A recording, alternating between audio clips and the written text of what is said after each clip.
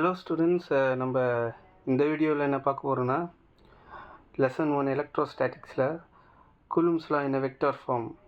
அதாவது நம்ம இது both state board and CBSE ரெண்டு பேருக்குமான டாபிக் தான். இது பொதுவாக டாபிக். நம்ம கொஞ்சம் டீட்டெயிலாக பார்ப்போம். ஸோ வீடியோவில் போயிடலாம். இப்போ நம்மக்கிட்ட இந்த லெசன் ஃபுல்லாக நான் சொல்லிகிட்டே இருப்பேன், திருப்பி டிஸ்டர்ப் ஆகாதீங்க. ஒரு ப்ளஸ் சார்ஜஸ் இருக்குது, ஒரு மைனஸ் சார்ஜ் இருக்குது. ஒரு plus charge and one minus charge. நம்ம இந்த ரெண்டு சார்ஜுமே எவ்வளோ டிஸ்டன்ஸில் வைக்க போகிறோம் அப்படின்னா 1 மீட்டர் டிஸ்டன்ஸில் வைக்க போகிறோம். எவ்வளோ டிஸ்டன்ஸு? 1 metre distance. இந்த ப்ளஸ் சார்ஜும் மைனஸ் சார்ஜும் என்ன ஆகும்? ப்ளஸ் சார்ஜை மைனஸ் சார்ஜை அட்ராக்ட் பண்ணும், மைனஸ் சார்ஜ் ப்ளஸ் சார்ஜை அட்ராக்ட் பண்ணும். இப்போ ரெண்டு பேருமே ஒரு ஃபோர்ஸ் க்ரியேட் பண்ணுறாங்க. சரிங்களா? இப்போ இது ஒரு டைப்போலுக்கு என்ன இருக்கணும்? Same moment of magnitude. நம்ம போன வீடியோவில் தானே பார்த்தோம். Same moment of value. இது +2 கூலும்னா இது -2 கூலுமாக இருக்கணும். அப்போ ரெண்டு பேருக்குமே சேம் அமௌண்ட் ஆஃப் சார்ஜஸ் இருக்கணும். அப்போ இவங்க க்ரியேட் பண்ணுற அமௌண்ட்டு ஒரு கான்ஸ்டன்ட் வேல்யூவாக தான் இருக்கும். சரிங்களா? அப்போ இவங்க க்ரியேட் பண்ணுற ஃபோர்ஸோட வேல்யூ எவ்வளோ இருக்குன்னா கான்ஸ்டன்ட் வேல்யூ. எவ்வளோ ஃபோர்ஸ் க்ரியேட் பண்ணுவாங்க அப்படின்னா 9 × 10⁹. இது ப்ளஸ் மைனஸ் சார்ஜஸ்க்கு மட்டும்தான் அப்ளை ஆகுமா? இல்லை, ப்ளஸ்ஸு 2 ஈக்குவல் சார்ஜஸ்க்கும் அப்ளை ஆகும். ஏன்னா 2 equal charges placed at a distance of 1 metre. அப்போ இவர் ரிப்பல் பண்ணுற ஃபோர்ஸும் சேமாக தான் இருக்கும், இவர் ரிப்பல் பண்ணுற ஃபோர்ஸும் சேமாக தான் இருக்கும். ஏன்னா இவங்களோட மேக்னிடியூட் எப்படி இருக்கும்? Same magnitude. இவர் 2 கூலும் +2 கூலும்னா இவரும் +2 கூலும் தான். அப்போ இவர் க்ரியேட் பண்ணுற ஃபோர்ஸ் இது -q, இது +q, இது -qனா +q = -qவாக இருக்கும் இந்த கண்டிஷனில். புரியுதா? அப்போ இவங்க க்ரியேட் பண்ணுற ஃபோர்ஸும் எப்படி இருக்குன்னா சேம் அமௌண்ட் ஆஃப் ஃபோர்ஸ் தான், 9 × 10⁹. சரிங்களா? இது ஒரு பேசிக் கான்செப்ட். சரி, இப்போது கூலும்ஸ் லா இன் வெக்டார் ஃபார்ம் இதுக்கு போயிடலாம். இப்போ same here we have a plus charge and a minus charge. plus charge and a minus charge. இதோட டிஸ்டன்ஸ் இப்போது எப்படி இருக்குன்னா, இதோட ப்ளஸ் சார்ஜ் தான், plus and plus charge. Coulomb's law in vector ஃபார்மில் 2 ஈக்குவல் சார்ஜஸ் எடுத்துப்போம். இப்போ இந்த 2 ஈக்குவல் சார்ஜஸ் என்ன ஆகும்?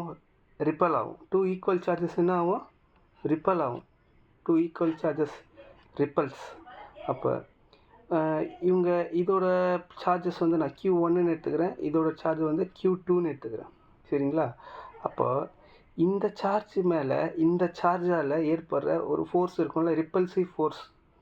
அதை நான் என்னென்னு எடுத்துக்கிறேன்னா இந்த F1, அதாவது F1 இந்த ஃபஸ்ட் சார்ஜில் செகண்ட் சார்ஜால் ஏற்படுற ஃபோர்ஸு. இந்த force on a first charge due to second charge, அதுதான் இது F12. இப்போது இது அப்படியே ஆப்போசிட்டாக எழுதலாம்ல, force on a second charge due to first charge. அப்போ F21 இது. ஓகேங்களா? இப்போ எங்கே குழப்பம் அப்படி வரும்னா, இப்போ இதோட டிஸ்டன்ஸை நான் இங்கே போட்டுக்கிறேன். இப்போ இதோட டைரக்ஷன் போடணும், இதோட சார்ஜஸோட டைரக்ஷன். அப்போது எங்கேருந்து இந்த ஃபோர்ஸ் வருதுன்னு போடணும். இந்த ஃபோர்ஸோட டைரக்ஷன் எங்கேருந்து வருது? இந்த செகண்ட் சார்ஜிலேருந்து வருது. எதுக்கு? ஃபஸ்ட் சார்ஜுக்கு. ஃபஸ்ட் சார்ஜ் மட்டும் ஃபோர்ஸ் க்ரியேட் பண்ணும். பட் இந்த ரிப்பல்சிவ் ஃபோர்ஸ் எங்கேருந்து வருதுன்னா செகண்ட் சார்ஜிலேருந்து ரிப்பல்சிவ் ஃபோர்ஸ் வருது. அப்போ இந்த ஃபோர்ஸ் எப்படி சொல்லுவோன்னா, இங்கேருந்து வர ஃபோர்ஸ் எப்படி சொல்லுவோன்னா R2லேருந்து 1க்கு வருது. அதாவது செகண்ட் சார்ஜிலேருந்து ஃபஸ்ட் சார்ஜுக்கு வருது. சரிங்களா? அப்போ திருப்பியும் இதுக்கு அப்படியே ஆப்போசிட்டு. இது எப்படி இருக்கும்? இது ஃபஸ்ட் சார்ஜிலேருந்து செகண்ட் சார்ஜுக்கு வர ஃபோர்ஸ், ஃபோர்ஸோட டைரக்ஷன் மாதிரி. சரியா? அப்போ நம்ம F12, அதாவது பொதுவாக நம்ம ஈக்குவேஷன் என்ன எழுதுவோம்? F1/4πε0 Q1 Q2 F vector = Q1 Q2/R² × R cap. இதுதானே ஈக்குவேஷன் எழுதுவோம். சரிங்களா? இப்போ அடுத்த ஈக்குவேஷன் என்ன எழுதுனா நம்ம இது ஃபஸ்ட் ஈக்குவேஷனுக்கு இதை அப்ளை பண்ணுவோம். அப்போது F12 ஈக்குவல் டு இன்ட்டு இந்த 1/4 பிளேஸில் நான் கேன்னு எழுதிக்கிறேன். அப்போது இந்த Q1 Q2 பை என்ன இப்போ என்ன லென்த் இருக்குது, இது என்ன லென்த், இதோட டைரெக்ஷன் யூனிட் வெக்டர் என்னது, இதோட யூனிட் வெக்டர் என்னதுமா R21 கேப்பு. இதை எழுதுவோம் R21 கேப்பு. சேம் அந்த டிஸ்டன்ஸும் நமக்கு என்னதுன்னா R21 ஸ்கொயர் அப்படின்னு போடுங்க. புரியுதா எப்படி போட்டேன்னு? யூனிட் வெக்டர் என்ன இருக்கோ அதே நான் டிஸ்டன்ஸாக எடுத்துக்கிட்டேன். இப்போ சேம் அதே தான் F21க்கு என்ன போட போகிறேன், K into Q1 Q2 divided by இதுக்கு அப்படியே என்னது, இப்போ நான் யூனிட் வெக்டர் எழுத போகிறேன். இதோட டைரெக்ஷன் என்னது R12 கேப்பு. அப்போ இதோட லென்த்து என்னவாக இருக்கும் R12 ஸ்கொயர். புரியுதா? இப்போ அடுத்து இதோட கண்டினியூஷன் பார்க்கலாம். ரைட்டு. இப்போ நம்ம இந்த R12 கேப்பை எப்படி பிரித்து எழுதலாம் அப்படின்னா ரொம்ப ஈஸி தான். R12 கேப்பை பிரித்து எப்படி எழுதலாம் அப்படின்னா அதோட vector the ratio of the vector to the magnitude of the vector, ratio of the vector to the magnitude of the vector. சரிங்களா? அப்போது இது எப்படி magnitude of the vectorனா R12 cap equal to R12 vector divided by R12. புரியுதா உங்களுக்கு?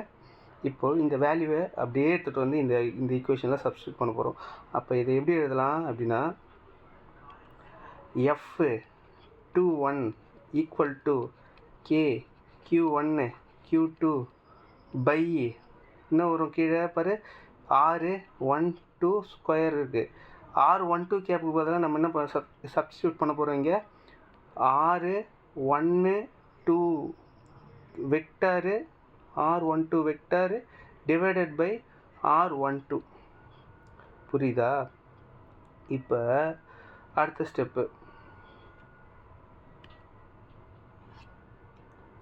Step என்ன போட போகிறோம், அதே தான் F21 vector equal to F21 vector equal to K into Q1 Q2 by அதுக்கு போகிறதுக்கு முன்னாடி பாருங்கள் R1 வெக்டர்னு இருக்குது.